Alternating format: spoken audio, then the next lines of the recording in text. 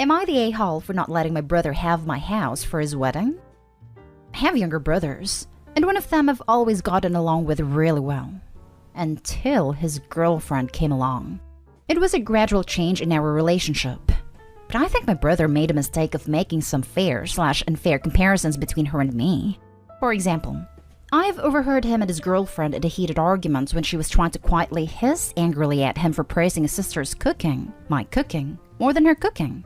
But it is their relationship, and I haven't ever gotten involved in those niggles, even though I am aware of them.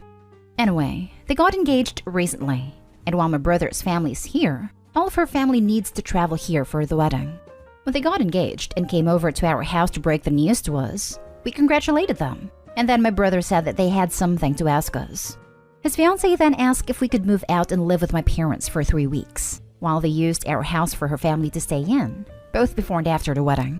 I have a lovely big house that I live in close to the city with my husband and 5 children. Plenty of rooms, pool and gardens which we have spent years establishing. My kids catch the bus to school from here, a 10-minute bus ride, and I work from home, and my husband works about 10 minutes drive away. My parents, on the other hand, live another 40 minutes away on rural acreage. And while we have stayed at their house every now and then with our children, we have never stayed more than a weekend.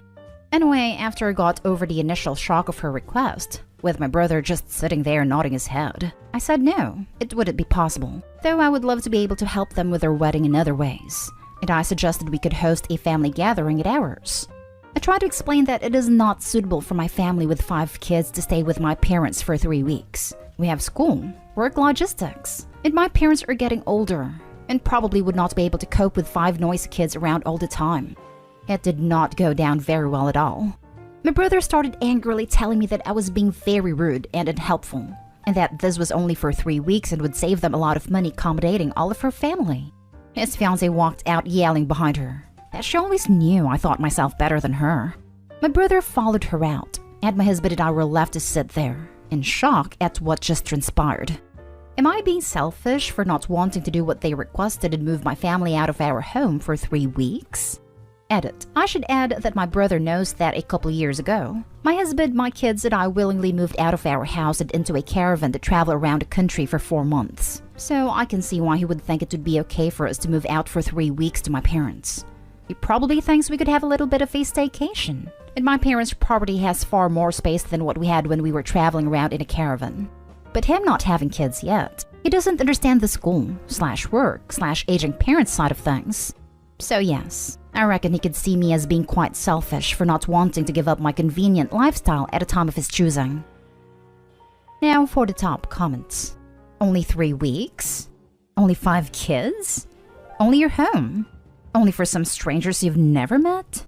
Why aren't you agreeing immediately? That sounds so reasonable. They are entitled jackwagons.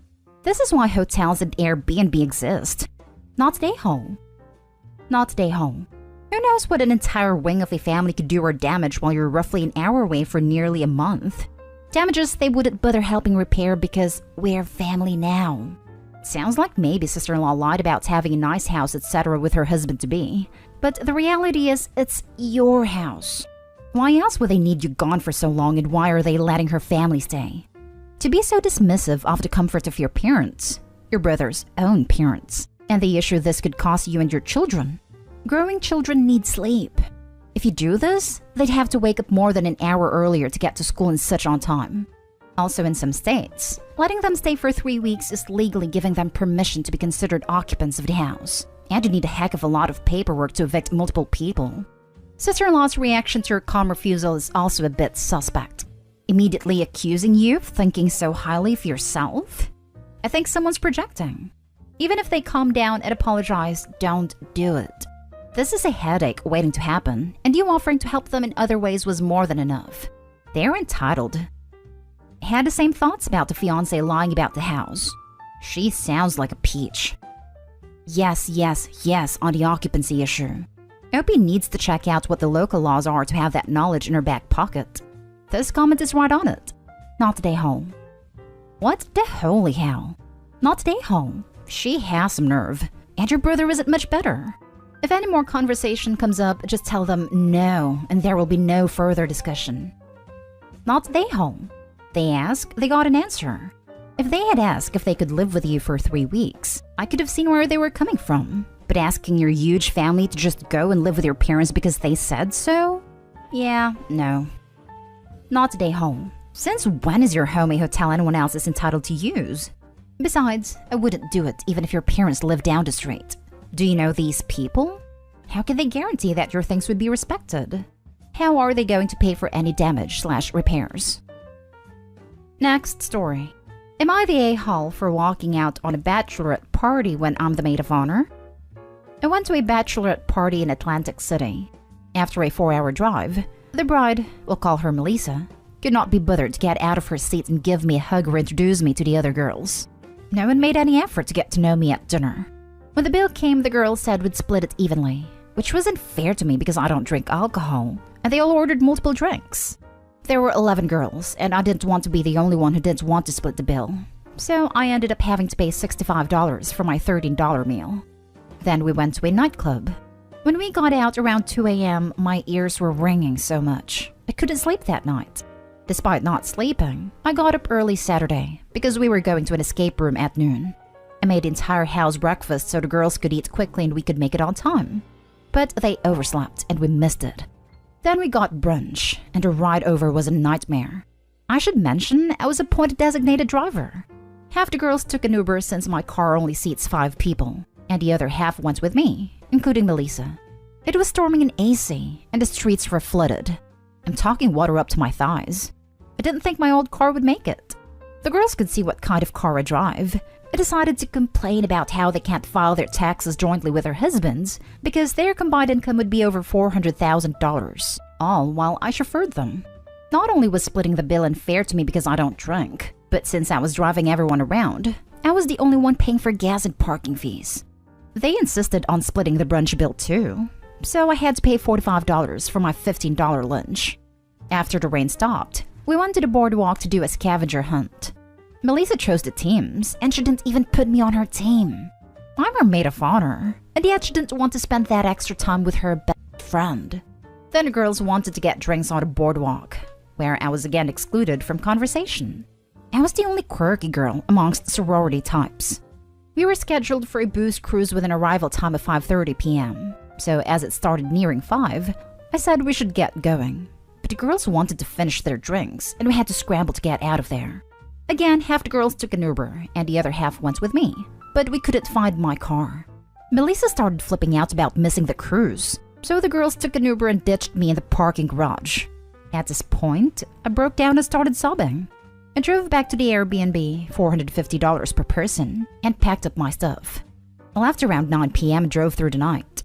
No one texted me to see if I made it home. Melissa hasn't talked to me since. I guess she's mad at me for leaving. Am I the a-hole for leaving? Did I overreact? Not today home.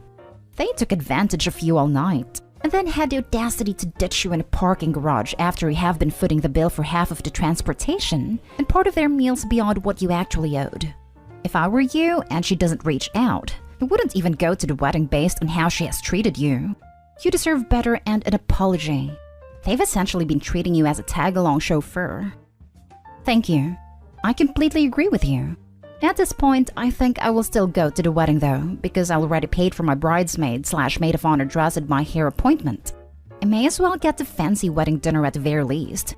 I'm not an entitled person at all, but so far I've gotten nothing out of this and have just been used and discarded. If you go, do your thing, and get your meal until you got all you need, then dip out. You were used and used and used. Time for you to be your own advocate. Alternatively, if you have another close friend nearby, maybe consider using your dress and fancy hair and go out for a nice evening/dinner with a friend who actually appreciates you instead of the wedding. That way nothing goes to waste, and you don't have to be around people who only want you around if you can be their step stool. Not stay home. The fact that she didn't even bother to check up on you after ditching you and then having you disappear into the night shows that she doesn't really care. And this is one of those friendships where you might have just outgrown each other. Thank you for your comment. I do agree that we've outgrown each other. She's used me time and time again, but I'm finally putting my foot down. I'm just sick of this. I give so much to my friends, and people use me for my kindness and empathy. She doesn't care about me at all. Next story is titled, Am I the a-hole for refusing to apologize to my boyfriend's vegan daughter for forcing her to eat shawarma? My boyfriend, 42, father of Megan, 16, and I, 37, widow with twins, 10, have been together for 2 years now. He is awesome. We don't live together, but we see each other a lot. My girls love him, and we've quickly become one family. However, Megan and I have a bit of tension between us, but we're working on it. Last week, I've arranged a backyard cookout with family and friends. I've invited my boyfriend and Megan. He accepted the invitation, but Megan was like, cookout. Not sure. Meat and whatnot. She's 100% vegan and goes by the nickname Megan the Vegan.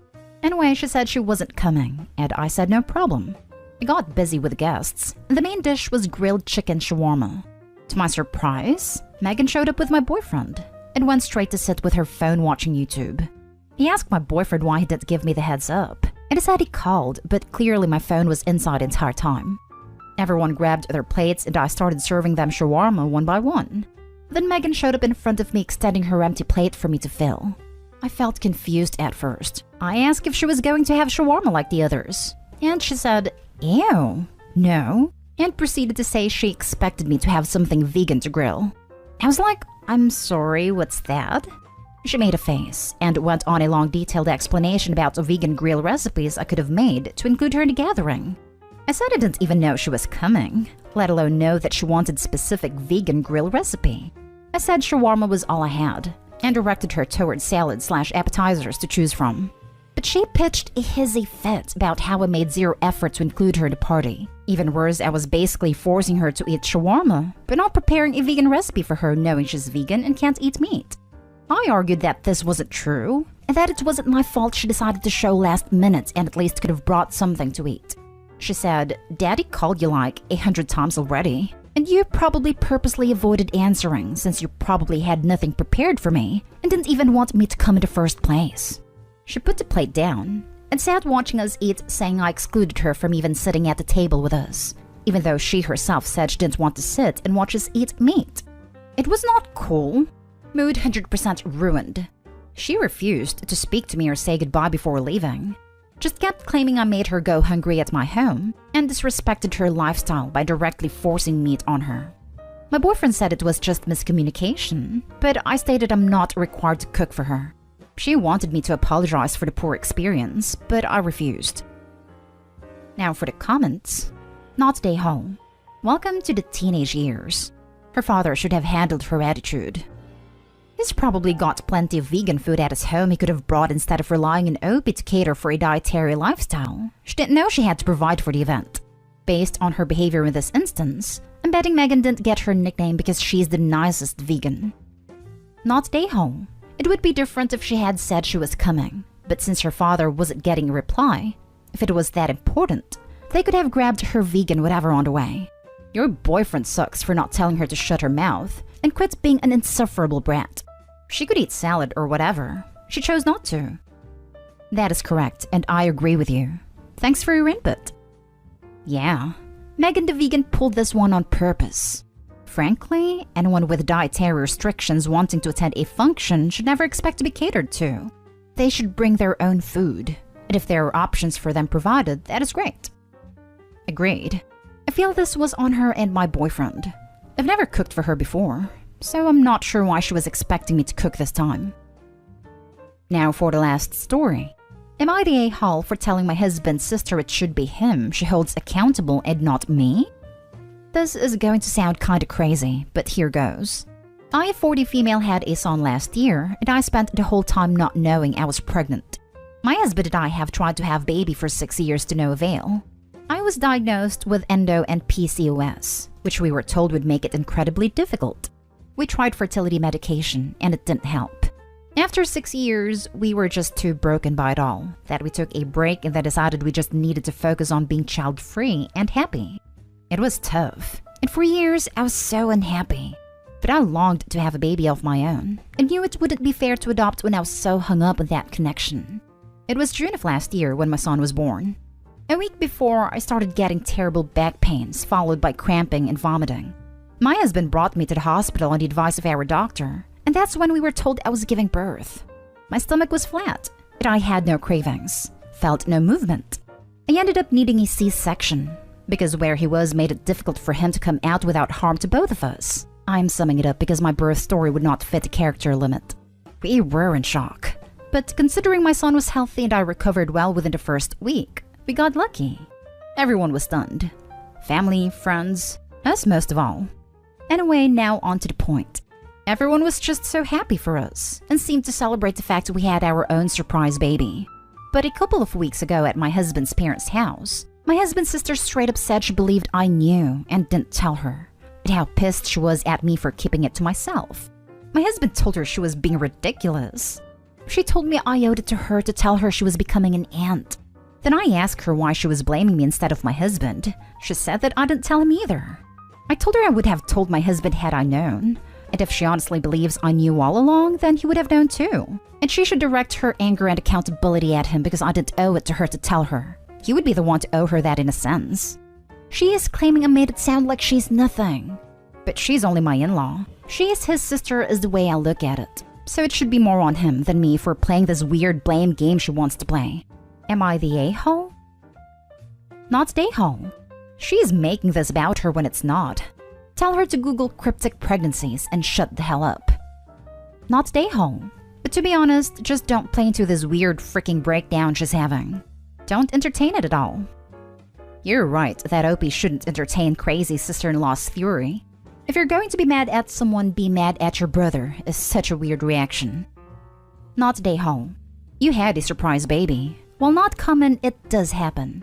Next time she brings it up, blame her for not telling you that you were pregnant. She'll be all like, what? That doesn't even make any sense. Exactly. We didn't know as much as you didn't know. You owe it to her to tell her she's becoming an aunt. Would have been nice to know you were becoming a mom too. Lol. Congratulations on your new baby.